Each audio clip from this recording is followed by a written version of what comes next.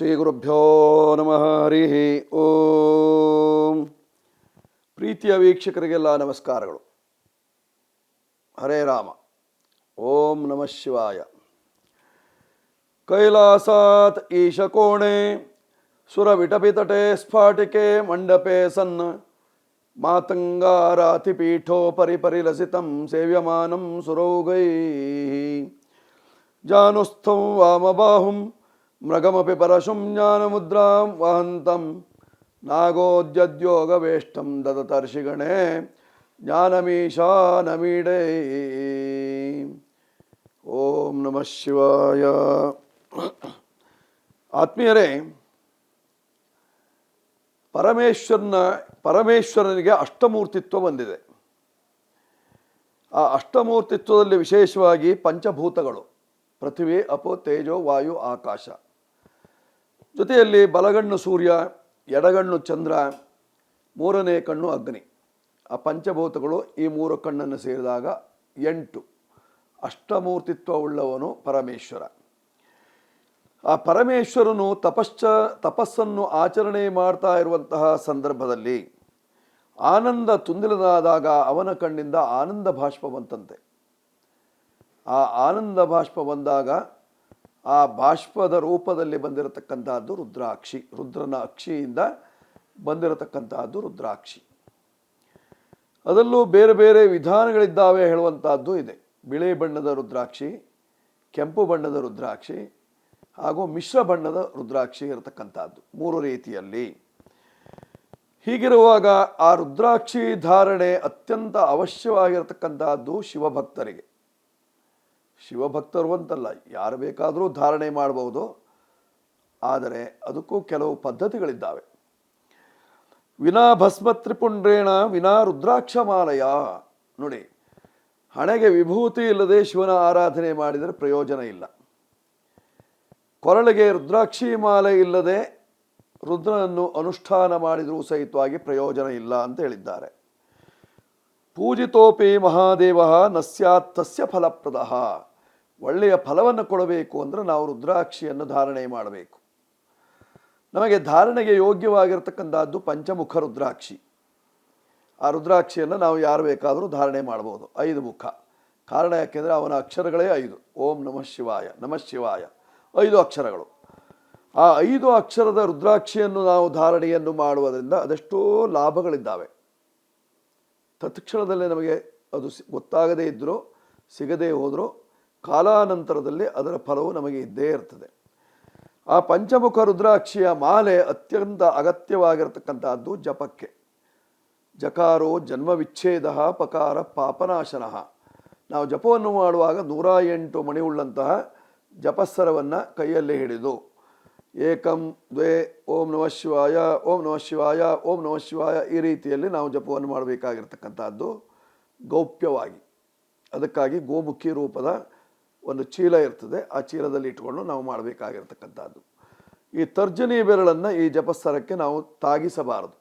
ಇದನ್ನು ತಾಗಿಸಿದರೆ ನಾವು ಮಾಡಿದಂತಹ ಜಪದ ಫಲ ಎಲ್ಲವೂ ನಶಿಸಿ ಹೋಗ್ತದೆ. ಜೊತೆಯಲ್ಲಿ ಶಿರೋಮಣಿಯನ್ನು ದಾಟಬಾರದು ಅಂತಿದೆ. ಇದಕ್ಕೆ ಶಿರೋಮಣಿ ಅಂತ ಹೆಸರು.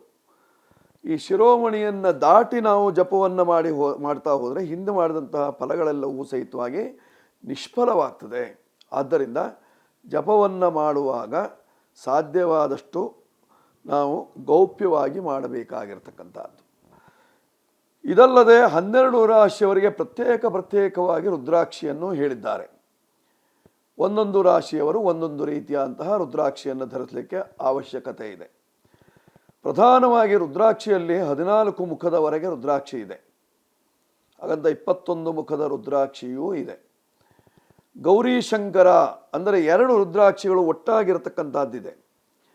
ಗೌರಿ ಗರ್ಭ ಅರ್ಥಾತ್ ಬ್ರಹ್ಮ ವಿಷ್ಣು ಮಹೇಶ್ವರ ಆ ರುದ್ರಾಕ್ಷಿಯು ಸಹಿತವಾಗಿರತಕ್ಕಂಥದ್ದು 3 ಸೇರಿರತಕ್ಕಂಥದ್ದು.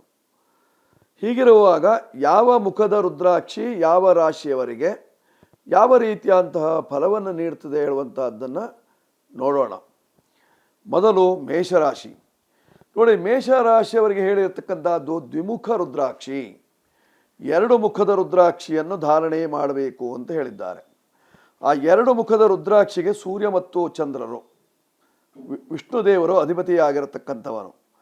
ಹಾಗಂತ ದ್ವಿಮುಖ ರುದ್ರಾಕ್ಷಿಯನ್ನು ನಾವು ಧಾರಣೆಯನ್ನು ಮಾಡಿದರೆ ಯಾವ ರೀತಿಯಂತಹ ಫಲ ಸಿಗ್ತದೆ? 2 ಮುಖದ ರುದ್ರಾಕ್ಷಿ ಅದು ಹೇಗಿದೆ ಹಾಗಿದ್ದರೆ ಅಂತ ನೋಡುವಾಗ ನೋಡಿ, ಇದೊಂದು ರುದ್ರಾಕ್ಷಿ ಮಾಲೆ. ಇದು ಸ್ವತಃ ನಾನೇ ಧರಿಸುವಂತಹ ಮಾಲೆ ಆಗಿರ್ತಕ್ಕಂಥದ್ದು.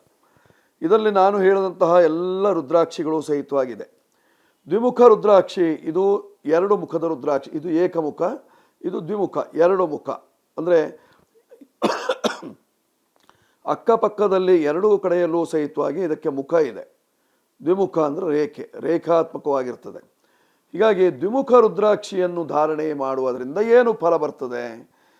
ಅದು ಮೇಷರಾಶಿಯವರಿಗೆ ಬಾಲಾರಿಷ್ಟ, ಸಣ್ಣ ಮಕ್ಕಳಿಗೆ ಬಾಲಾರಿಷ್ಟ ಇದ್ದರೆ ಬಾಲಾರಿಷ್ಟ ಪರಿಹಾರವಾಗ್ತದೆ.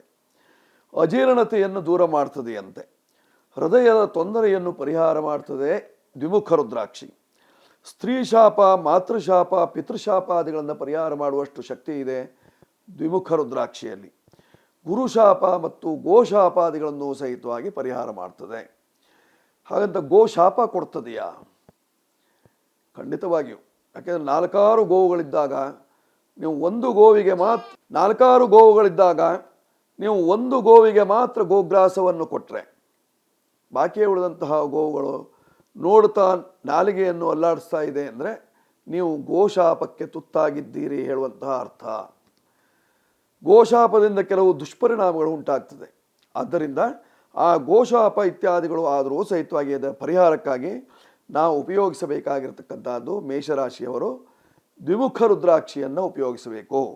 2 ಮುಖದ ರುದ್ರಾಕ್ಷಿಯನ್ನು ಧಾರಣೆ ಮಾಡುವುದರಿಂದ ಇದೊಂದನ್ನೇ ಮಾಡಿದರೆ ಸಾಕು ಮೇಷರಾಶಿಯವರು.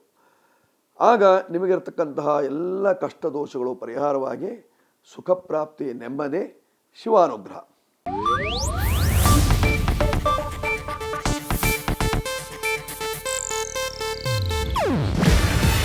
ಇದು ಏಷ್ಯಾನೆಟ್ ನ್ಯೂಸ್ ನೆಟ್ವರ್ಕ್ ಪ್ರಸ್ತುತಿ.